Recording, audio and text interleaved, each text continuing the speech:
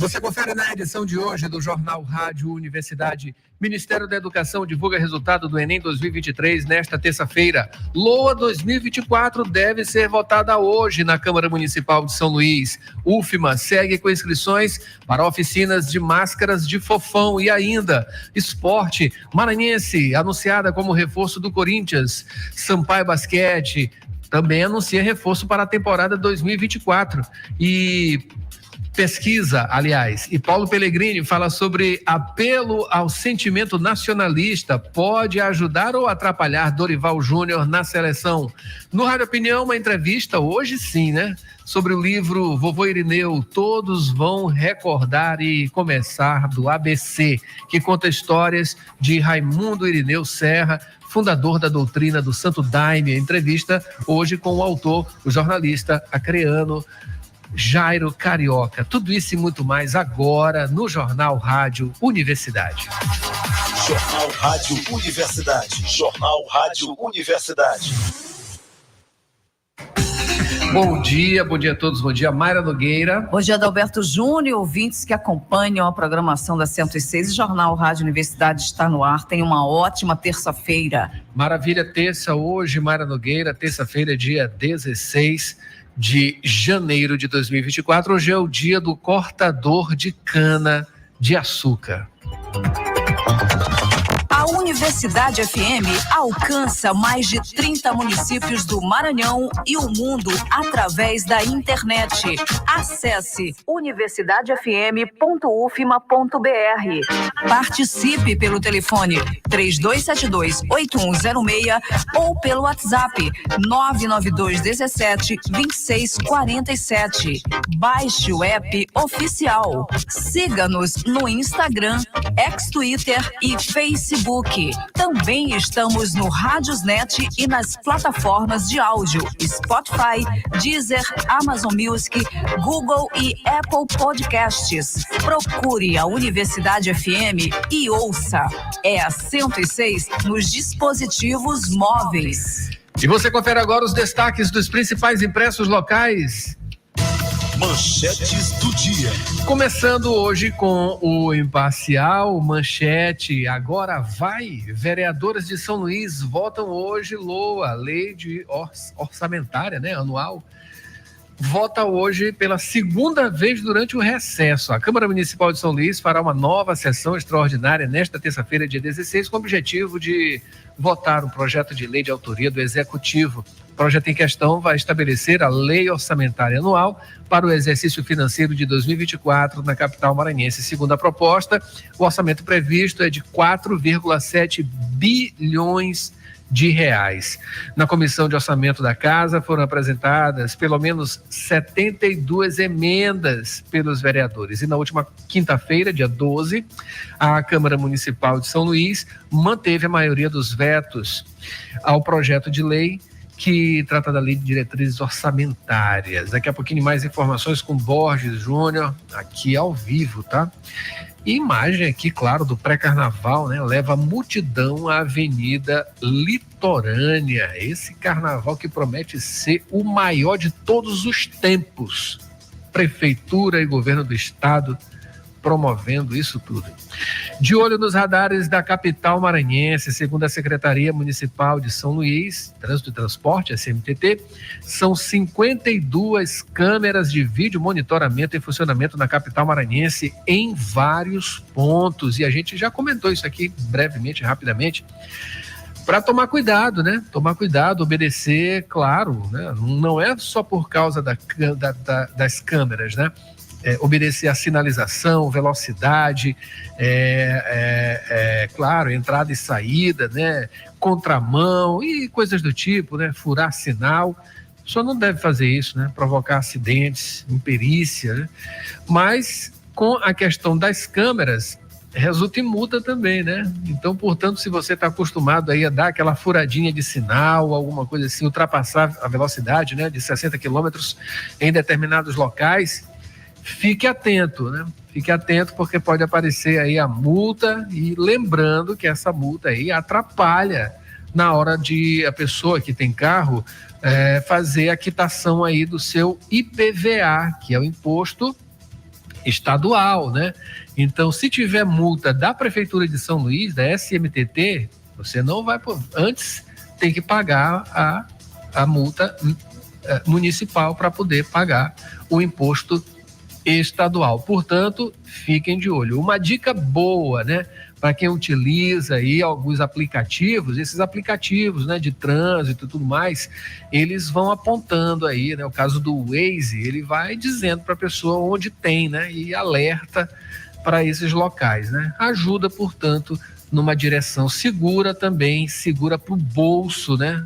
Para quem está mais preocupado com o bolso, tá aí. Essa é a dica.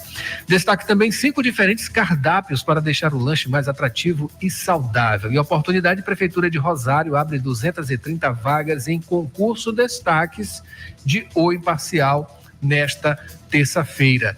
Já aqui no Jornal Pequeno, a manchete é: serviço de TV digital chega para mais 3 cidades brasileiras. Moradores do Maranhão, Bahia e Amapá contarão com ampla grade de programação e transmissões em alta definição. É isso aí.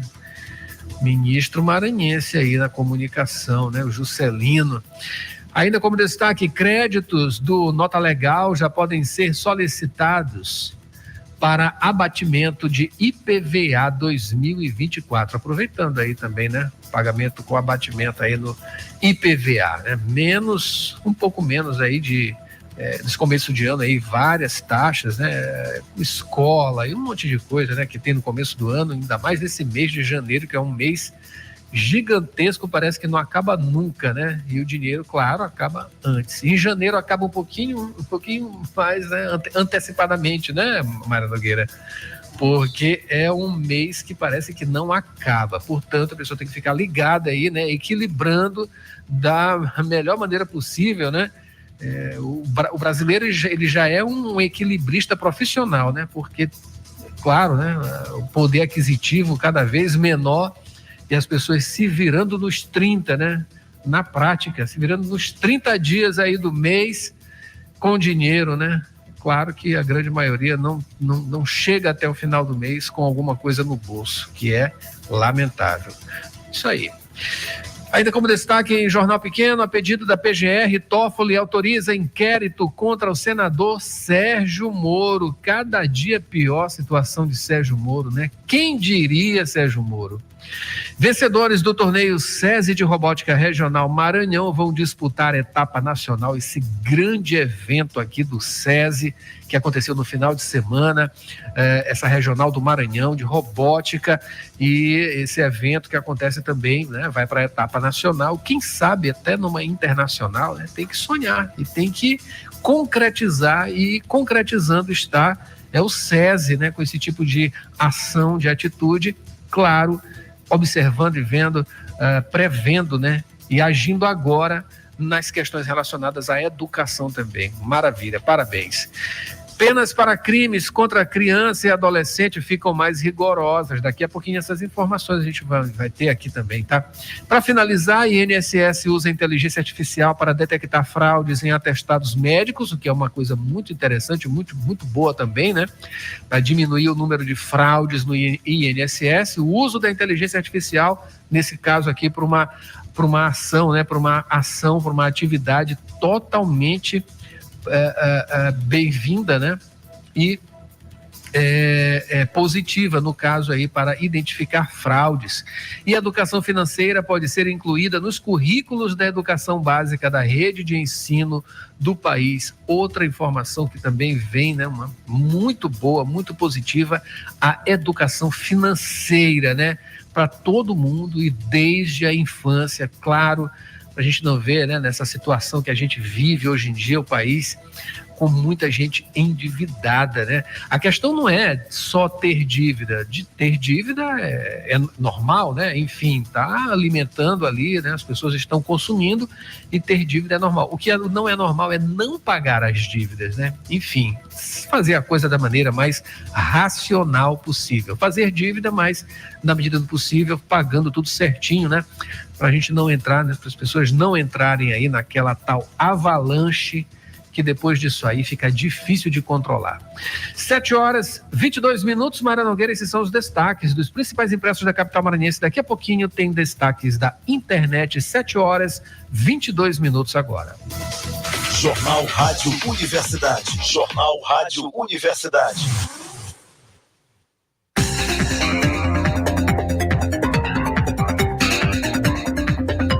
Mandando um abraço aqui para Rosenilde Caldas e também a Marcileia Souza acompanhando a gente pelo YouTube. Olha, pessoal, em breve a gente vai ter de volta aqui o nosso YouTube, né? O YouTube oficial da Rádio Universidade, que perdemos aí alguns meses atrás, né? Por conta de strike no YouTube, por conta de vazamento de música, enfim, tem questões relacionadas aí a direitos autorais. Infelizmente, isso aí aconteceu algumas vezes e o nosso canal, né? Alguns meses atrás, no ano passado, foi abolido, né? Infelizmente, perdemos muito material, né, que já tinha por lá, mas essas coisas acontecem. Vamos ter mais cuidado agora, vamos abrir um novo canal, tá? Para disponibilizar não só o Jornal Rádio Universidade, como também os outros programas, né? Chorinhos e Chorões, o Frequência G, entre outros programas que a gente tem aqui, e novidades também nesse sentido, para trazer materiais exclusivos que a Rádio Universidade tem no seu grande arquivo, a gente vai disponibilizar também. Então, portanto, quando estiver lançando, a gente vai trazer aqui claras informações e informar vocês para que as pessoas sigam, né? Enfim, por enquanto o nosso jornal está lá no meu perfil, né? De maneira momentânea, né? Por esse momento, essa passagem para a gente passar para outro estágio já com o nosso canal oficial. 7h24 agora, professor Euclides e seu comentário matinal. Bom dia, professor. Bom dia, ouvintes da Rádio Universidade FM. Hoje, 16 de janeiro, terça-feira. A data de hoje se comemora o Dia do Cortador de Cana-de-Açúcar. E esse é o tema da nossa crônica de hoje. A cana-de-açúcar produzida no Brasil corresponde a 45% da produção mundial de etanol, sendo a maior percentagem do globo. A data de 16 de janeiro foi escolhida como o Dia do Cortador de Cana-de-Açúcar, profissional essencial no processo de cultivo. A título de curiosidade, a monocultura da cana foi a primeira atividade econômica que se desenvolveu no país, realizada durante muitos anos em condições precárias, sem qualquer respaldo. Ainda que a realidade tenha melhorado ao longo do tempo, ainda há muito a evoluir. A cana-de-açúcar é originária do continente asiático, mas chegou ao Brasil através da colonização portuguesa durante o século XVI. Através dessa cultura se fabricam o açúcar refinado e o álcool para o etanol. No nosso país, como já destacamos, o cultivo assumiu um papel de relevante importância. Por essa razão, se mostra de extrema necessidade a atividade de cortador de cana-de-açúcar. A profissão surgiu há aproximadamente 500 anos e atualmente são cerca de 300 mil profissionais em todo o território brasileiro, fazendo jus à homenagem que é o Dia do Cortador de Cana. Para entender a importância desse profissional, basta verificar os dados. No território nacional, existe em torno de 4,5 milhões de hectares de terra onde é cultivada a cana-de-açúcar. Só em São Paulo, a atividade equivale a 35% do PIB do agronegócio.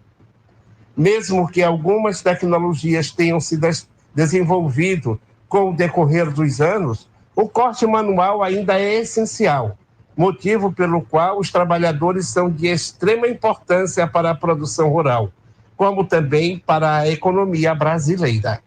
Assim, é necessário reconhecer e respeitar o valor da profissão, homenagear através do Dia do Cortador de Cana e, cada vez mais, buscar medidas que melhorem as condições em que o trabalho se desenvolve. Dadas essas informações sobre o Dia do Cortador de Cana-de-Açúcar, retornamos ao estúdio. E a gente agradece, professor. 7h27 agora, Mayra. Dirigir com cuidado é a sintonia da 106. Informações do trânsito. Informações do trânsito, começando com o professor Euclides. Meu caro Adalberto, passando agora para dar informes sobre o tempo e o trânsito na região do Calhau, Ponta da Areia, Renascença, São Francisco e adjacências. Olha, a meteorologia prevê o mesmo tempo do final de semana, quando choveu bastante aqui na nossa ilha. Então, a previsão para esta terça-feira é de muitas nuvens, trovoadas e chuva ao longo do dia.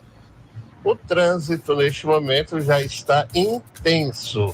Temos engarrafamento na rotatória do comando da Polícia Militar e na região do Marcos Center.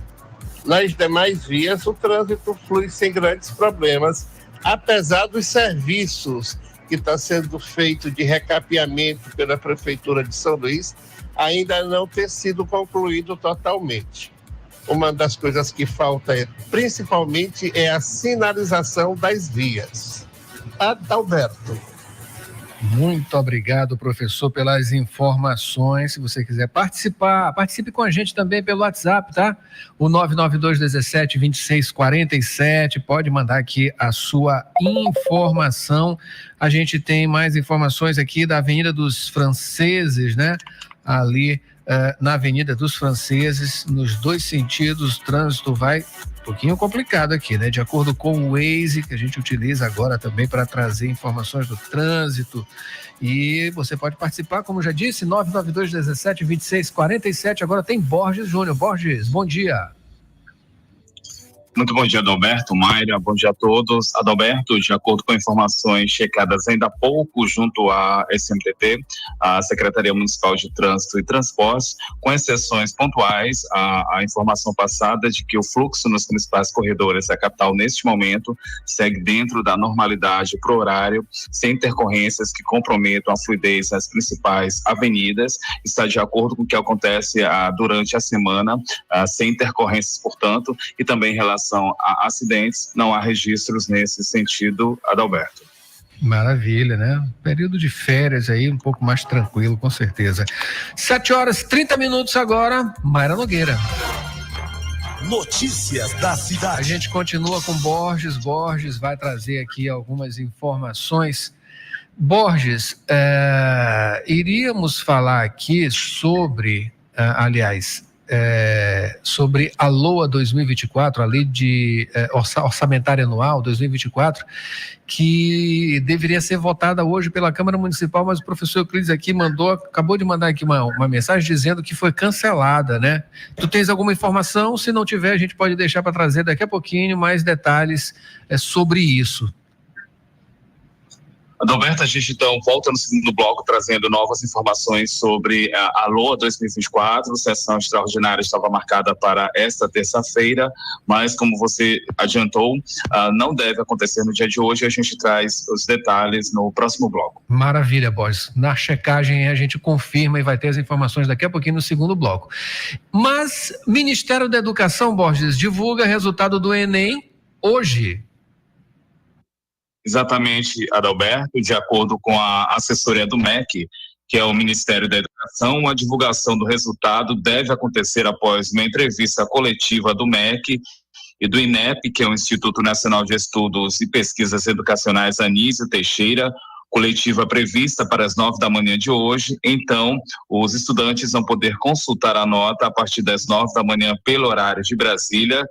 Para consultar a consulta do resultado individual do Alberto, há um passo a passo.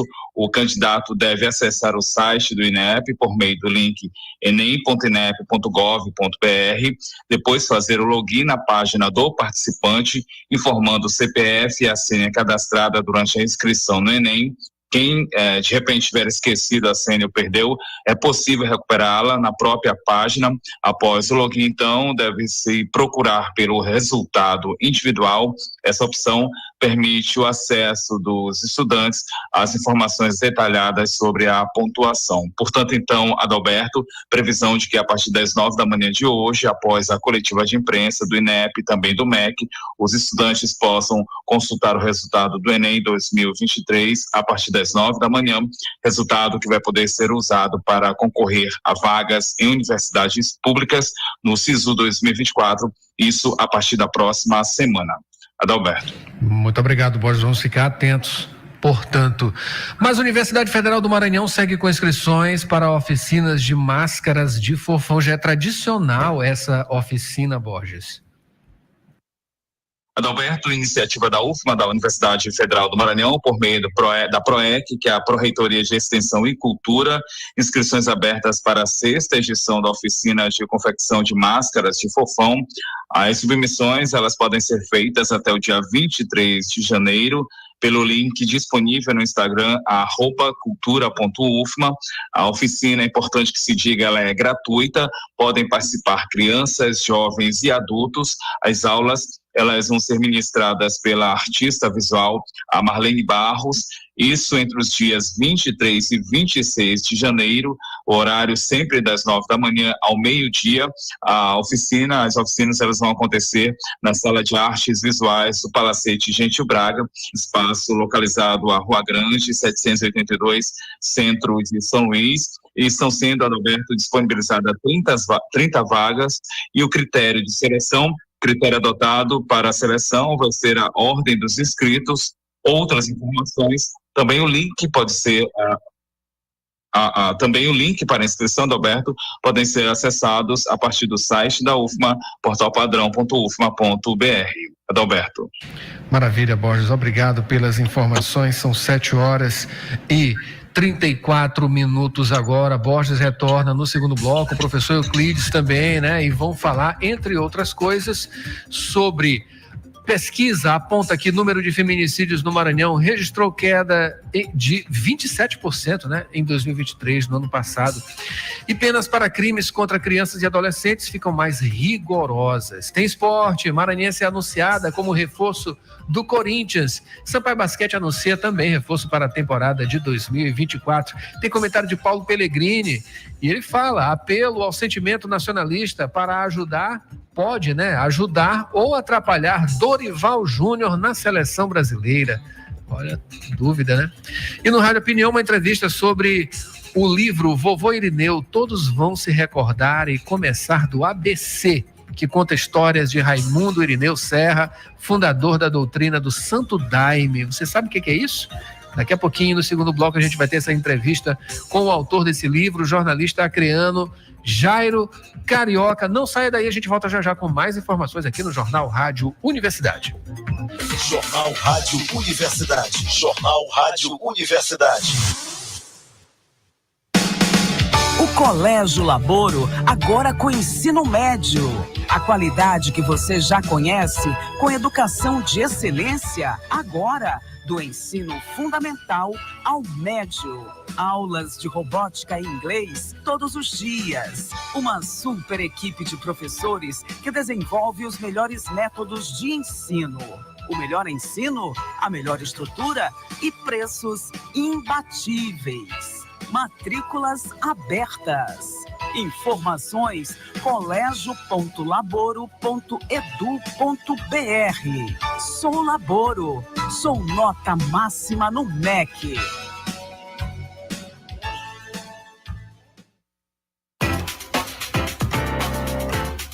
Você está ouvindo Jornal Rádio Universidade. Daqui a pouco na Universidade FM, 8 da manhã, sessão das 8. 9 horas, manhã 106. 11 horas, Santo de Casa.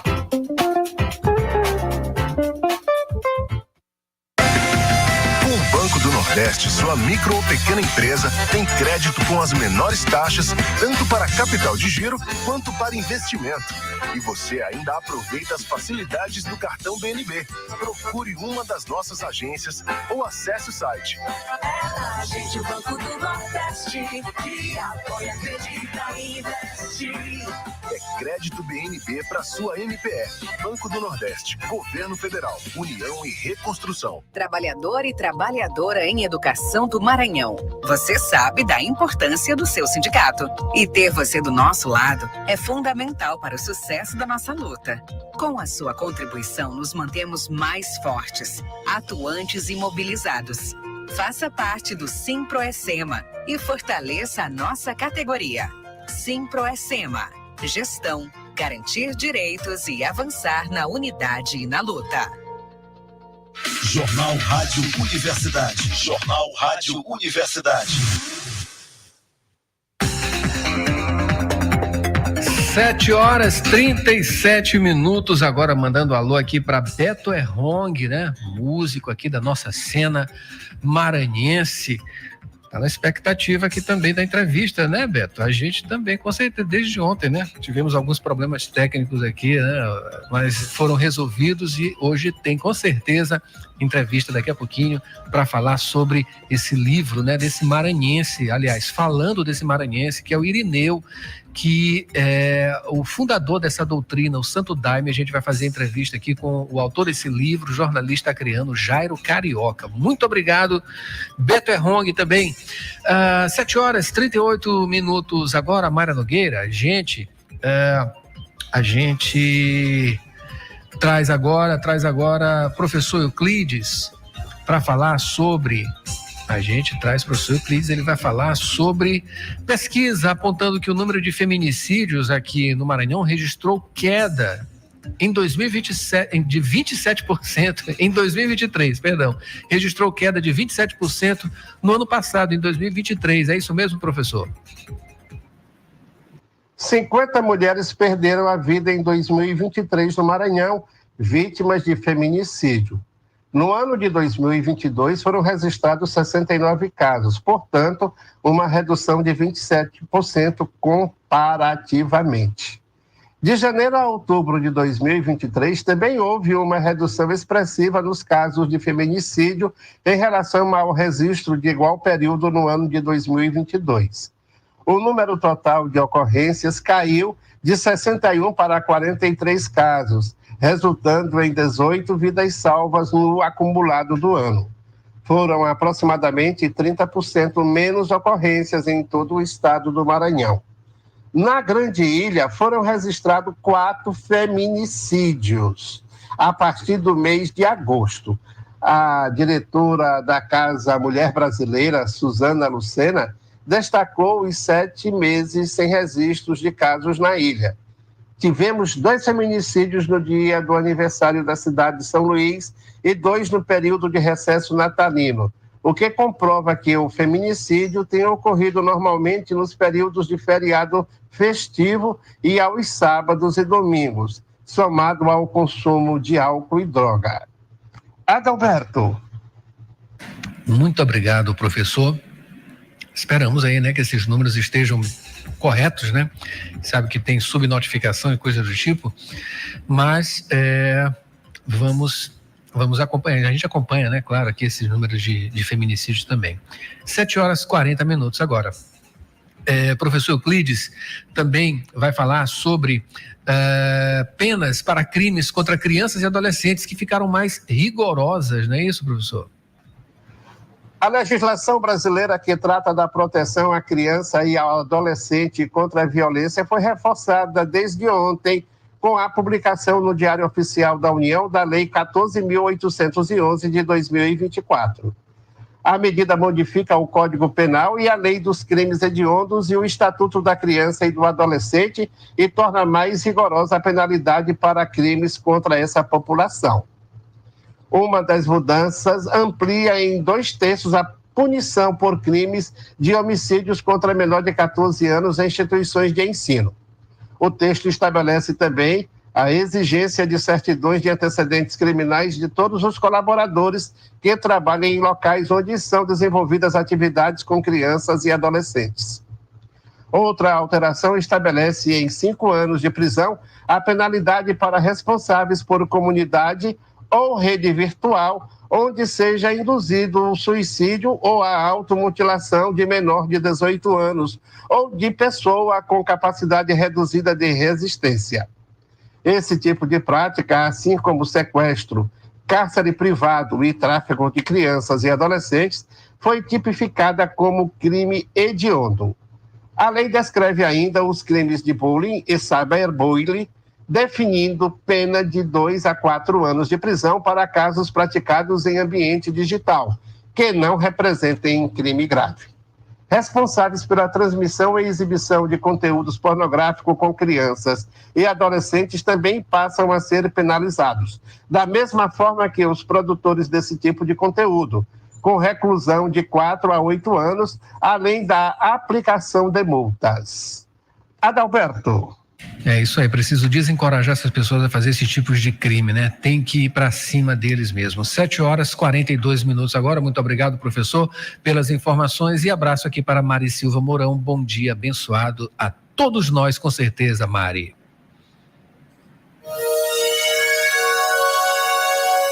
Previsão do tempo, Itágua de Maré. 7h43 agora. São Luís amanheceu com céu nublado, né? Nebulosidade, portanto, pela manhã de hoje, terça-feira. Mas pode chover à tarde e à noite, com possibilidade de queda de raios. A umidade está a 94%, temperatura de 27 graus, com sensação de 31, e a média mínima 25, máxima 31 graus, com informações do site Clima Tempo. Agora, a Tábua de Maré, nesta terça-feira, dia 16, pré-mar, a primeira acontecerá, melhor dizendo, às 10h32, com 5,8 metros. A segunda será às 10h45 da noite, com 5,9 metros. Baixa mar, a primeira aconteceu às 4h17 da madrugada, com 0,3 metros. A segunda às 4h49 da tarde, com meio metro. Notícias do Brasil. Agora, nas manchetes nacionais, a gente começa com Folha de São Paulo. Estatal das emendas sob Lula beira o auge de Bolsonaro. Licitações de 5,3 bilhões abrem caminho para destinar verbas a redutos eleitorais. A estatal Codevasf, usada por deputados e senadores para enviar recursos de emendas parlamentares a seus redutos eleitorais, fez licitações de 5,3 bilhões de reais no ano passado, o primeiro de Lula, né? Lula 3.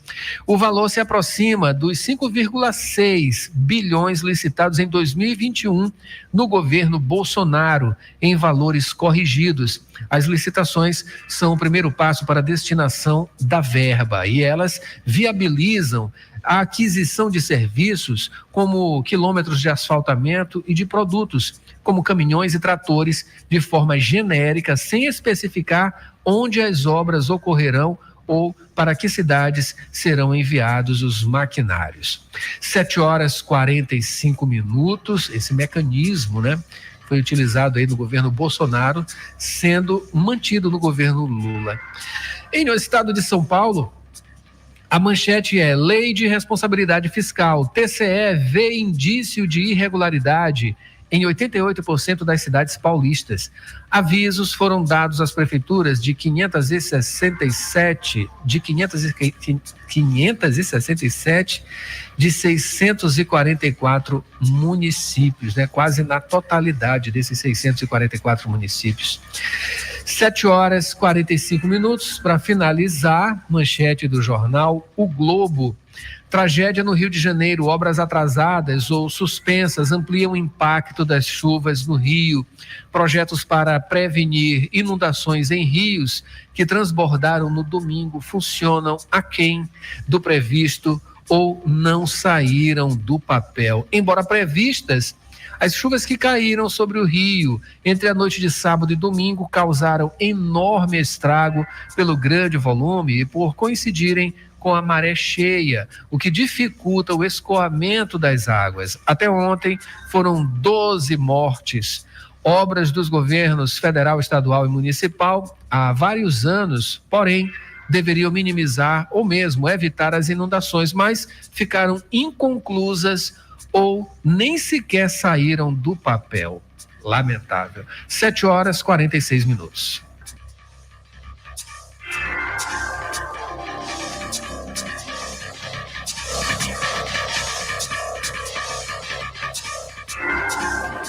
Trazendo agora aqui a informação de Borges Júnior sobre a votação da LOA, né? A Lei Orçamentária Anual 2024 na Câmara Municipal de São Luís, que seria hoje, foi suspensa.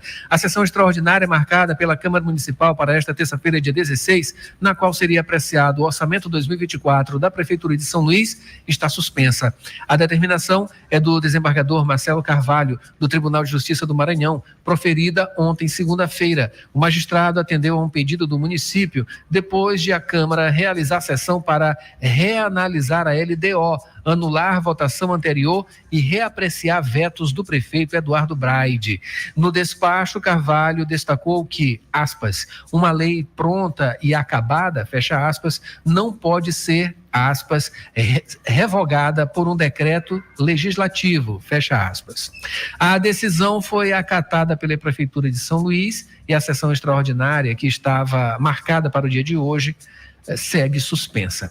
Se mantendo dessa forma, então, até que seja proferida a decisão do mérito. Portanto, continua aí no judiciário, né? Essa questão, e segue esse imbróglio aí criado entre Prefeitura de São Luís e Câmara de Vereadores com a Lei Orçamentária Anual. Importantíssima, né?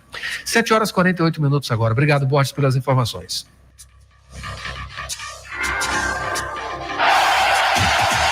Praticar esportes é a sintonia da 106. E vamos com algumas informações do esporte nesta terça-feira. A gente vai começando com o Sampaio Basquete, que anunciou nova armadora para a temporada deste ano. A armadora Crislin Carr tem 28 anos e soma ótimos resultados nas quadras da Nova Zelândia, né? Nova Zelândia. Além disso, a atleta já foi destaque da equipe adversária do Louisville, lá nos Estados Unidos. A armadora se une a nomes como a ala Luana Batista e a ala pivô Sassá.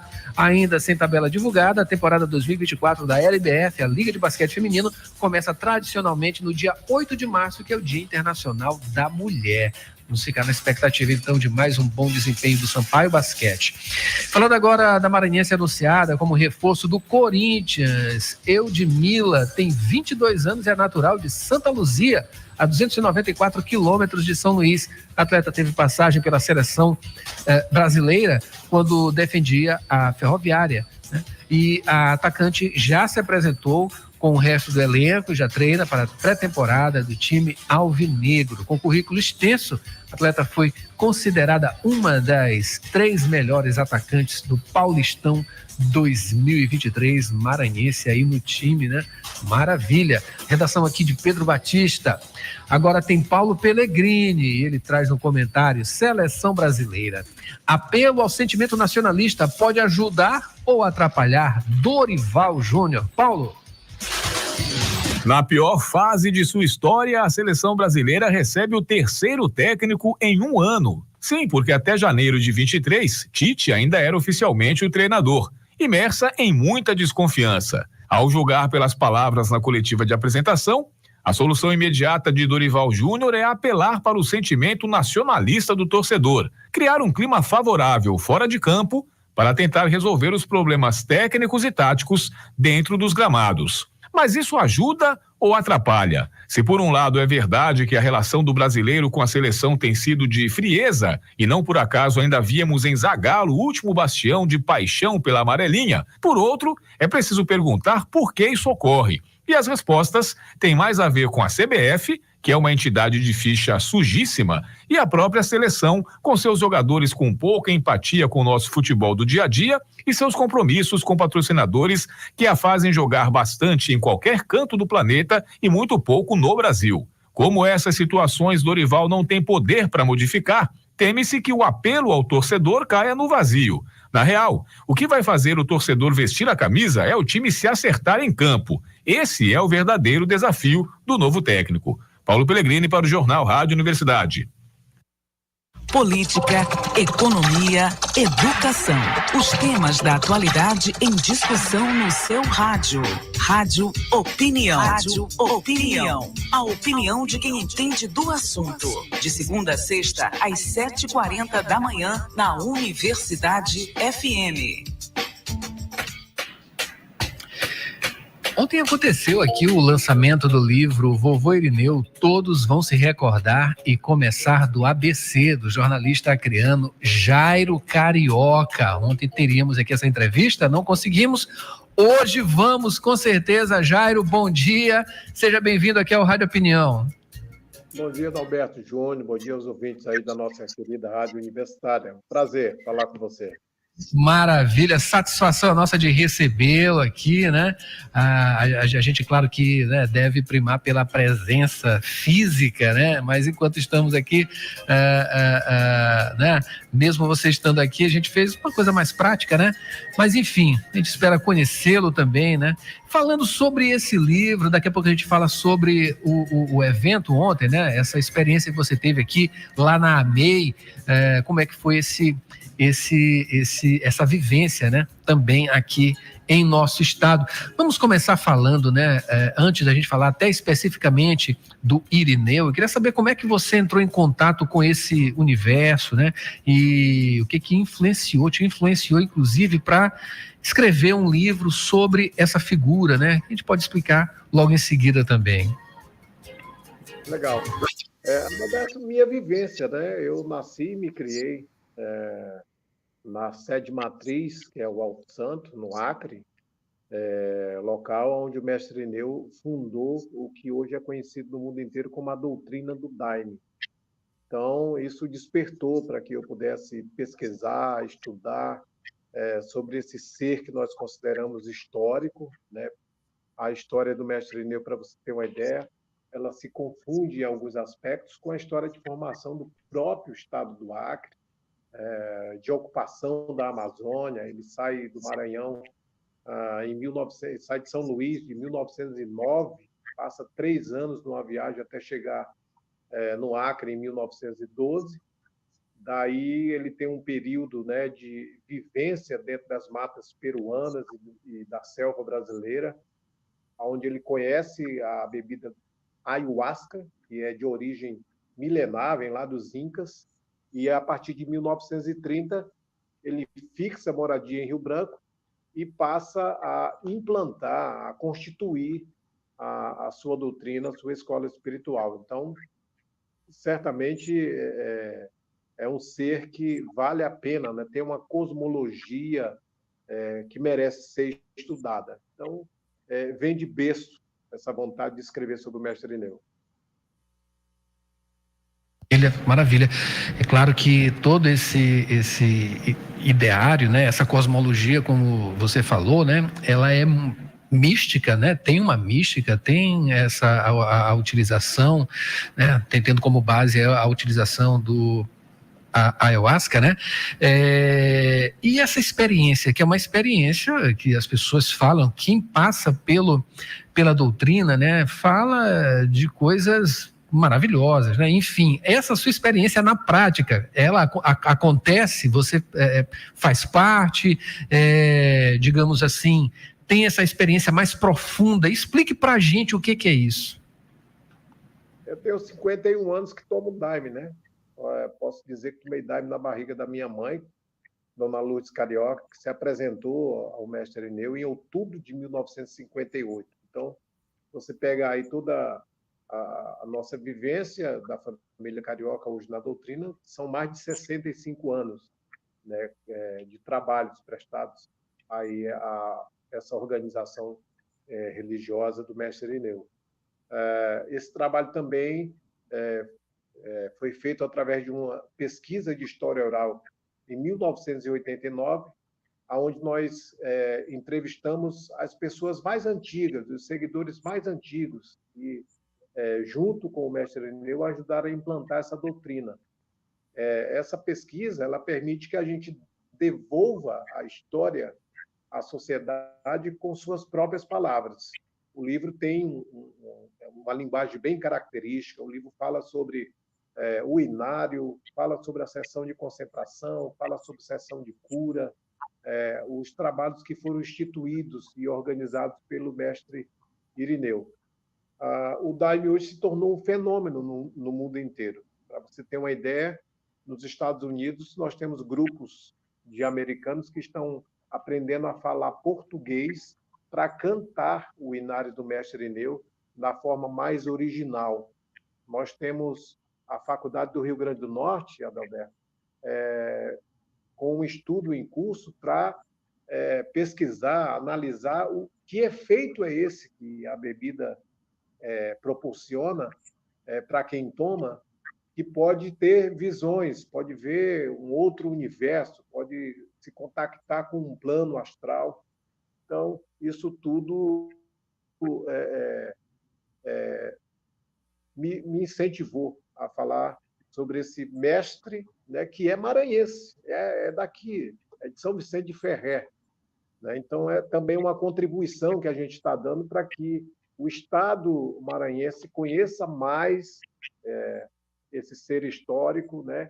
E que o Estado maranhense possa, assim como no Acre, reconhecer a importância desse trabalho desenvolvido pelo mestre Irineu. Maravilha. Você conta, né? O que você conta, melhor dizendo, nesse livro, né? Ele tem aí, como é que eu posso dizer, o início, né, dessa coisa que o Irineu teve ali, como foi essa experiência para ele, né? Como ele definiu isso tudo, essa cosmologia que você mencionou, e como ele teve contato com a bebida, né? Isso aí vem, claro, de outras culturas, né? De onde vem isso? Isso tem a ver com a nossa cultura indígena ou de outros povos ameríndios, enfim, como isso surge, como ele tem contato e ele vai desenvolvendo isso, né? No início do século passado, e fez isso no início do século passado. Então, eu falo de movimentos, né? Nós temos o movimento com a civilização inca, que foge, né, da perseguição dos espanhóis, né? Os sobreviventes saem pela selva amazônica, chegam no Peru, na Amazônia mais ocidental, e nós temos 200 anos depois, mais ou menos, a gente tem esse movimento de saída do mestre Irineu de sua terra natal, onde ele deixa todas as tradições de São Vicente de Ferrer, né, e vai para a Amazônia. Lá, em matas peruanas, ele conhece a bebida ayahuasca, recebe das mãos da rainha da floresta, da Virgem da Conceição, que aparece numa miração através da lua, essa missão de se tornar um curador. Né? Em 1930, ele veio para Rio Branco, fixa a residência, agrega, Adalberto, naquela época, seringueiros que eram expulsos da floresta, porque a economia da borracha chegou ao fim, né? Não tinha mais prosperidade viver da borracha. Ele agrega esses seringueiros em torno de um trabalho de cooperativismo e fé. Quando a gente fala que a história dele se confunde com a própria história do Acre, Irineu Serra participou da Comissão de Limites, formada pelo governo federal, que demarcou os limites entre o Acre, entre o Brasil, o Peru e a Bolívia. Ele foi um dos primeiros líderes comunitários, né, estabelecendo esse trabalho de cooperativismo e fé. E foi uma trajetória longa. Ele começa a implantar a sua doutrina a partir de 1930 e conclui em 1971, quando ele faz a sua passagem espiritual, deixando pronto esse modelo, né, de ensinamento, essa escola divina que eu chamo, que é o Daime, que é uma filosofia de vida. Né? Para quem toma o Daime, tem todo um calendário a ser seguido, né? De 15 em 15 dias a gente está fazendo um ritual, tomando essa bebida, e, através disso, ter orientações, aconselhamentos, encaminhamentos na nossa vida material. É uma filosofia de vida, Daime. Maravilha.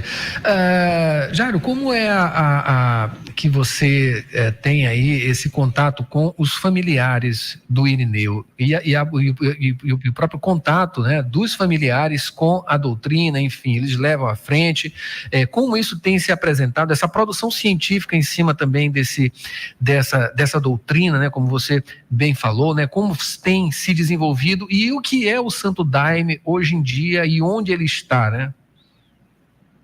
Exato.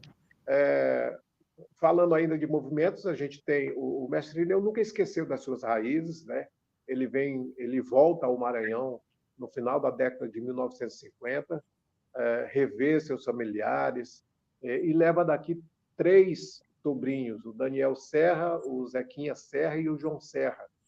E aí, 2011, Daniel Serra volta para o Maranhão, porque era o único estado, né, que não tinha ainda um centro, uma sede, uma igreja do Daime na linha do mestre Irineu, que é tio dele.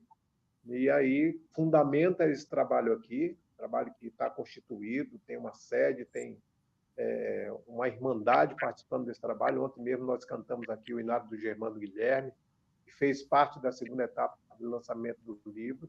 O Daime hoje está no mundo inteiro, praticamente, né? Em vários continentes. Hoje a gente tem sedes, igrejas e seguidores que tomam o Daime ou ayahuasca. Ainda é muito conhecido também como ayahuasca no mundo inteiro. Como eu falei para você, nós temos estudos também de faculdades que, Adalberto, estão pela primeira vez analisando o efeito da bebida fora do ritual, né? Ajudando em tratamentos terapêuticos, na recuperação de viciados em álcool, viciados em drogas, e até auxiliando no tratamento, agora está me dando aqui, da depressão, desculpa, tratamento de depressão, que é uma das doenças do século. Então, é hoje uma bebida muito estudada. Nós temos pelo menos a cada mês pelo menos uma dissertação, uma tese, um mestrado e um doutorado de pesquisadores, antropólogos, historiadores que estão buscando esse conhecimento maior pela doutrina do Daime. E, para encerrar, buscando a origem, né? Hoje nós temos vários grupos no Brasil e no mundo inteiro que despertaram no sentido de buscar a fonte, de saber qual foi o modelo arvorado, organizado pelo mestre Irineu, que é o fundador dessa doutrina. Maravilha. Para quem está acompanhando a gente aqui pelo YouTube, né, estamos projetando aqui a capa do livro, né, Vovô Irineu. Jairo, você vai passar ainda alguns dias aqui, né, na semana aqui, como encontrar esse livro, né, para acompanhar mais de perto, né, todos esses conhecimentos, né, tudo isso que está sendo registrado, né, que é muito importante também para a própria sobrevivência, né, para o desenvolvimento, melhor dizendo, da própria doutrina. Exato. Tem sido assim prazeroso estar aqui, acompanhar toda essa religiosidade, o misticismo, os ritmos, a beleza, as riquezas dos elementos culturais do Maranhão. Me falavam muito do Maranhão, de toda essa diversidade, né, de cultura, de tradições. Mas hoje nós fizemos o lançamento ontem, a primeira etapa de 10 às 14 horas na livraria Amei, né, no Shopping São Luís. À noite nós fizemos uma segunda etapa, que aí já foi um trabalho aqui na igreja, onde a família Irineu Serra dá continuidade a esse legado. Fica aqui na região, agora me falha a memória aqui o nome da região, mas é perto de São Bernardo, né, o município de São Bernardo. Eu creio que seja próximo aqui desse município. Então, daqui eu estou indo para Teresina, né, em Timon, na divisa entre São Luís, entre Maranhão e Teresina. Dia 20 eu estarei em Goiânia e dia 24 em Brasília. Essa é a agenda que a gente tem construída aí para deixar esse legado, como você muito bem falou, uma contribuição. Na verdade, esse livro, Vovô Irineu, é a forma peculiar como os meus irmãos mais velhos chamavam o mestre Irineu. Tamanho foi a convivência e o relacionamento com ele, Adalberto. Mas o mestre representou muito mais do que isso. Foi pai, foi juiz de paz, foi psicólogo, foi psiquiatra.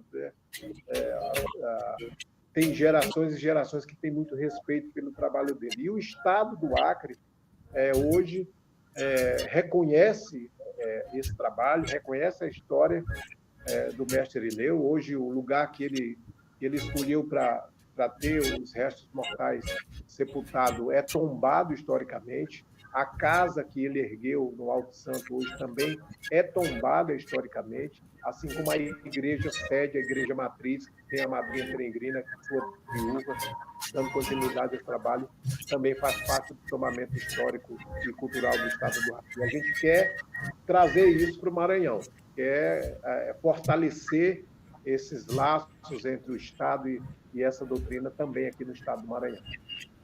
Maravilha. Doutrina que já tem aí também documentado de outras formas, inclusive fazer menção aqui a Mivan Gedeon, né? Através dele, que ele contato aqui para fazer essa mediação com você. Mivan Gedeon, jornalista também, documentarista, já fez também algum material, filme, né? Documentário sobre a vida do Irineu, do Santo Daime, né? De uma maneira geral, e também contribuiu, né? Entre outras pessoas, para esse legado, né? Que é muito importante. E agora você, com esse lançamento, com esse livro, né? Que eu espero ter também, eu quero com certeza, né? Eu sou curioso também com a vida desse maranhense, dessa figura iluminada, né? Também por conta desse ideário todinho aí, essa cosmologia, mais uma vez, lembrando, como você bem disse, né? E que está registrado também nesse livro do Jairo Carioca, esse lançamento que ele fez, jornalista, né, Jairo? E fez esse lançamento, esse livro, Vovô Irineu, todos vão se recordar e começar do ABC. Bastante sugestivo também esse título, né, Jairo? Pois é, nós passamos por uma pandemia, vivemos hoje após pandemia. Eu acho que um dos grandes legados que essa doença, infelizmente, trouxe para todos nós foi essa nova forma. Nós estamos reaprendendo a viver, né? E com o Daime não é diferente. Mas esse começar do ABC tem muito também desse desejo do próprio mestre Irineu de resgate, da propagação do seu ensinamento, da forma como ele recebeu as mãos da rainha da floresta. Ontem, quando a gente teve aquele problemazinho de áudio, eu me lembrei, porque além de ser jornalista, também sou radialista, comandei uma cadeia de rádios públicas em Rio Branco durante 4 anos, né? E isso são coisas que acontecem ao vivo, é assim mesmo, de repente você tem que improvisar, improvisa roteiro, improvisa tudo. Vou deixar aqui por Mivan. E para encerrar, Adalberto, deixar um abraço para o Ramos Delgado, que é quem faz o prefácio do livro. Ele é um psiquiatra, tem mestrado em psiquiatria, vive hoje nos Estados Unidos. E também para a Cleia, que é do Conselho Editorial. Para você ter uma ideia, a primeira vez que a editora Chico Xavier, que é uma editora espírita do interior de Minas Gerais, edita, né, um livro sobre a doutrina do Daime. E tem tudo a ver. Tudo a ver, com certeza. Muito obrigado. Opa! Deixa eu agradecer ao Matheus Serra, que é quem está... É o anfitrião que está me recebendo aqui, com toda a família do Daniel Serra. Deixar um abraço para ele, a dona Otília e a Maria também. Tá bom? Maravilha. A gente agradece a todos eles também, né? Vou pedir para o Ivan levar o seu exemplar. Vou autografar, tá bom? Muito obrigado. Vou recebê-lo com bastante carinho, com certeza, e muita atenção, porque esse é um assunto, né? E é um patrimônio, né? Pode-se dizer também, não só daqui do Maranhão, claro, como também do Acre, né? Onde ele teve esse contato, enfim, catalisou tudo isso que é hoje o Santo Daime, de importância gigantesca. Muito obrigado mais uma vez, jornalista acreano Jairo Carioca, que lançou o livro, né? Está em fase de lançamento desse livro, Vovô Irineu, todos vão se recordar e começar do ABC. Jairo, muito obrigado, boa sorte aí na sua jornada, e a gente espera recebê-lo mais uma vez aqui, viu? Tá bom. Em março eu estarei voltando, e até lá, quem quiser adquirir um exemplar, é só ir lá na livraria Amei, que está disponível lá para compra. Maravilha. Muito obrigado. Bom dia, Jairo. Bom dia. Grande abraço. Grande abraço. Esse foi o Jornal Rádio Universidade desta terça-feira, uma produção do Núcleo de Jornalismo da 106. Eu e Mayra Nogueira com vocês. Agora vocês ficam com ela, passando a bola para o Sessão das 8 com o melhor do pop nacional e internacional. A gente volta amanhã com mais informações aqui no Jornal Rádio Universidade. Até lá. ZYC 626, Rádio Universidade FM, 106,9.